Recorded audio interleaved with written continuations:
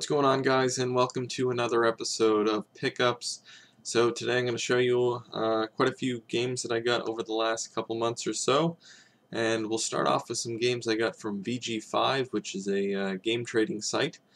So the first game I have here is Stalkers for the Sega Dreamcast. This is an RPG.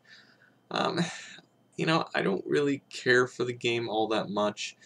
It has some unique elements to it, like being able to capture monsters and have them fight for you, and they'll level up with you and stuff like that. But the problem with the game is every time you go into a dungeon, you level up like normal, like any RPG, but once you leave the dungeon, your level is reset. So when you go into another dungeon, you start off at level 1 again. I really just don't care for this because it takes away from the feeling of progress that you get in the game. So, all that progress that you made in the last dungeon just is gone after you leave. So I really don't care for that. It's an alright game, but I probably wouldn't recommend it. There are much better RPGs on the system, including like Skies of Arcadia or Grandia 2. So yeah, I'd say probably pass on this one, but yeah, here's the game, front of the case, back of the case. It's got a time travel plot to it. The story's alright, but yeah, I got this for 200 credits on VG5. So the next game I have here is MDK2. MDK2 is I want to say a very similar game to Ratchet and Clank, or the Ratchet and Clank series on the PlayStation. A lot of wacky weapons you can get in the game, although not nearly as much as in Ratchet and Clank, but still a pretty cool game. It has some puzzle elements to it as well. It's kind of a weird mix of genres. There's 3 characters you play as. You play as this dog, this janitor here, who actually is in some experimental rubber suit thing, and the mad scientist professor type guy here. Now, when you're playing as the professor, it's almost like a point-and-click game. You have different objects that you pick up that you can combine and put together to make different objects to help you get through the level. So it's almost like a point-and-click adventure game when you're playing as him. When you're playing as the dog, it's pretty much just run and gun. He has tons of guns. He has 6 hands. So, well, actually not 6 hands. He has, what was it, 6? No, 4 hands.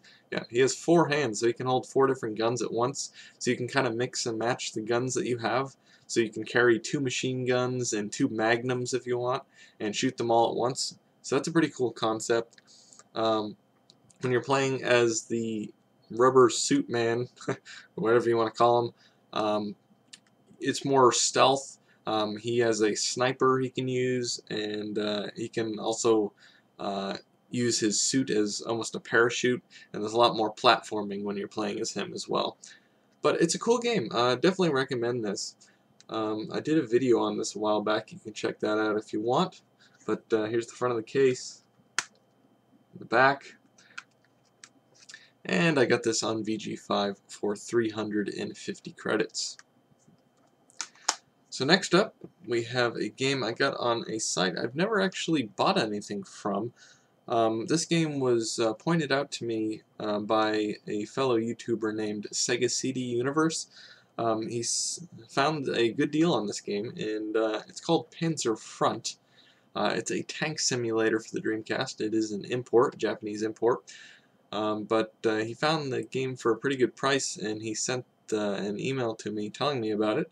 And so thanks for that. Good deal on it. It was $13.99, and it was brand new. So really, really good deal on that. I don't really care for the game that much. It's really not my cup of tea. It is a simulator, but sometimes it takes like 20 shots just to kill another tank, so it can get a little boring. The actual game itself, if you look at the reviews for the PlayStation version of this game, they're actually pretty good, so I guess it really depends on your taste in games. Not really my cup of tea, but yeah. So here's the front. in the back of the case. I got this, as I said, for $13.99 on ecrater.com, which is similar again, similar to Amazon or eBay. I think more closer to Amazon, but yeah, a bunch of sellers can list their stuff there, and you can buy it. But yeah, that is Panzer Front for the Dreamcast. So the last Dreamcast game I have here is Test Drive V-Rally. Test Drive V-Rally is, as you might imagine, a rally game similar to Sega Rally, or Sega Rally 2 if you're on the Dreamcast. I actually like this game better than Sega Rally 2. The tracks are a lot better, a lot more varied in this game, and I just like the environments better. I just think this game is a lot more fun than Sega Rally 2. I think it's actually a little bit easier as well, which is a good thing for me because I stink at these games. But yeah, I think it's a really good game. I would definitely recommend this if you're into rally games. I'm not a big racing game fan myself, but I actually enjoyed this game. I didn't play through the whole thing so far, but I played through the first two, not sure what you call them, like series of races, and I had a lot of fun with it. So yeah, Test Drive V Rally. I got this on eBay for $3.94, so that was a pretty good deal. So next up is a Dreamcast accessory. I was running out of room on my VMUs, and I have about 5 VMUs and a 4X memory card, a third-party one, but I actually just picked up the official 4X memory card.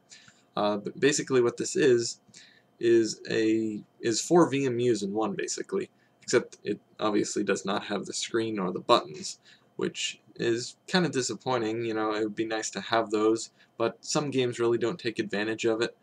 So for those games, this is really good, and it's also good for backing up games as well. So if you're running out of space on your VMU or your VMUs, this is a good thing to get. It has a button at the top here. When it's actually plugged in and turned on, you press the button and it will switch between the 4 different memory cards that are basically shoved in here, I guess. So yeah, not much else to say about it. It's a 4X memory card. I got a really good deal on it. I got it for $5.99 shipped on eBay, so pretty good deal. So next up we have this quite rare item for the Dreamcast. This is a Dreamcast PC preview disc. Now I'm really happy to have this because this is the first time I've ever seen this disc for sale on eBay. It is quite rare, and it came with the original Dreamcast magazine in the US. I'm not sure about outside the US, but I just don't see it very often at all. Well, like I said, I haven't seen it at all. I have heard of it, which is the reason I bought it. Now, this actually wasn't for sale by itself. It was in a lot with the Dreamcast and everything, but I emailed the seller and asked if he would sell it separately, and he agreed to it. So I got this for $6 shipped, so it was a pretty good deal. I'm not sure exactly how much it's worth. I mean, it's quite rare, like I said, so I think I definitely got a really good deal on it. But basically what this is just a bunch of trailers or previews for different games. You put it in your PC and you can view the trailers. This does not actually work in the Dreamcast itself. But yeah, I actually put a video up of this that you can check out. It has all the it allows you to play all the videos that are on this disc. It's kind of an interactive video I made. So check that out if you want to see the contents of the disc. But what's interesting about this particular copy, and I have not seen this on any other copy, is this one actually has 2 sleeves in it, which include 2 different discs. And in the back here is Dreamcast Magazine May 2000 Volume 5.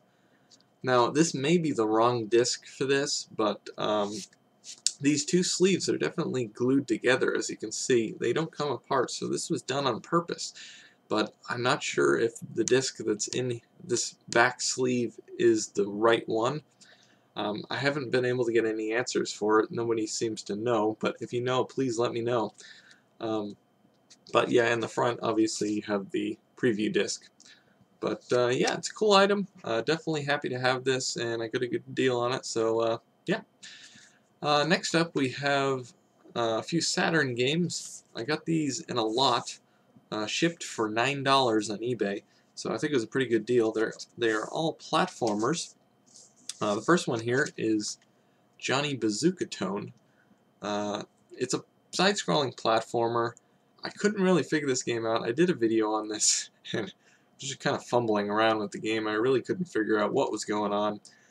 I think it has something to do with rhythm and music, but I really don't know. I thought it had something to do with a guy named Johnny and his bazooka, but apparently I was wrong. But yeah, you go through the game, you collect these music notes as you're going from left to right on the screen, as you do with most side-scrolling platformers. But yeah, I really couldn't figure out the game. I haven't played the game since I made the first look video, so I don't know much about it. But yeah, that's the first game in the lot. The second game is Spot Goes to Hollywood.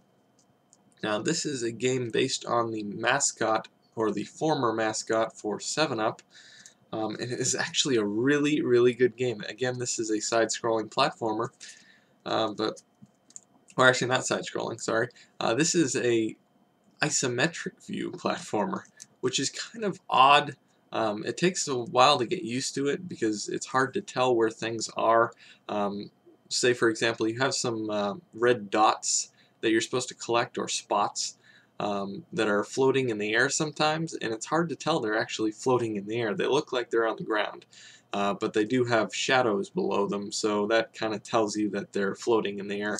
But due to the isometric view, it makes it kind of awkward and weird at first, but you do get used to it, and this is really a fantastic game. I've been playing a lot of this game lately, and I'm really, really enjoying it, so I'd highly recommend you pick this game up if you don't have it already. But there's just a lot of collectibles in the game. You can collect the spots. If you get 100, you get an extra life. There's also stars that you collect. There's 5 stars on each level, and if you collect them all, you get a 5-star rating on that level. You can go back to any level at any time. There's a menu of the different levels. They say how many stars that you collected on that level, so if you want to go back and collect them all, you can do that. There's a lot of secret areas in the game, which is usually where you find the stars to collect. You have to find them. You know, there's say for example a temple level where in certain areas you can push on the wall and find a secret area. So it's just a really good game, and it's kind of surprising for, you know, a game that's basically promoting a product like 7-Up. But yeah, definitely check this game out if you haven't already. Fantastic platformer. Highly recommend this one. So the next one we have here is Bug. Bug is another platformer. This is kind of a pseudo 3D platformer where you can basically, I don't know how you describe it, you kind of walk in, I don't know. It's kind of a 3D platformer, 2D/3D. Actually, I think they call it 2.5D, I think is the genre for this. But I haven't actually played the game, so I can't really comment much on it. But yeah, that's Bug for the Sega Saturn. So next up, we have a couple Commodore 64 games that I picked up for extremely cheap. I got these both for $1.30 shipped. Now, I'm sure the seller lost money on it, so I mean, it was a really, really good deal. So the first one I have here is Junior Pac-Man. Not much to say about it. It's Pac-Man Junior. I'm not sure what the difference between Junior and the regular Pac-Man is, but I put it in, I played it for a second, and it seemed like Pac-Man to me. But yeah, that's that. And the second game I have here is The Duel Test Drive 2. This is a game, obviously the second game in the Test Drive series of games, which is basically just racing. I believe there are cop chases in it as well, so you're running from the cops as you're racing. I have not played this one yet, so I hope to do a video on this one soon, so stay tuned for that. But I got both of those games for $1.30 shipped, like I said, so can't go wrong for that price. So the final item I have here is I actually bought for my Commodore 64, but it's not specifically a Commodore 64 item, but it is a Sega Master System controller. Now, you may ask, why would I buy this for a Sega Saturn? Well, or not Sega Saturn, a Commodore 64? Well, because it works with the Commodore 64. It actually has the same connector as the Master System controller and Genesis controllers. You can use quite a few different controllers for the Commodore 64. I had initially thought that you could use a Genesis controller with it, which you can, but apparently it will ruin the controller port over time because it has something to do with the wrong amount of buttons. Obviously, a Genesis controller has 3 buttons and the start button and the D-pad, but apparently has too many buttons and can fry the controller chip on the Commodore 64, so it's not recommended you use that. But the Master System controller will work, and apparently it is safe to use. So that's why I got this, and I got it for $9.50 shipped on eBay, so I think I got a pretty good deal on that. I normally see these sell for around $15, but yeah, I tested it out briefly, and it does work very nicely on the Commodore 64. So yeah, that's all the pickups I got for the last couple months or so. So hope you enjoyed the video. If you have, please comment, rate, subscribe, and thanks for watching, guys.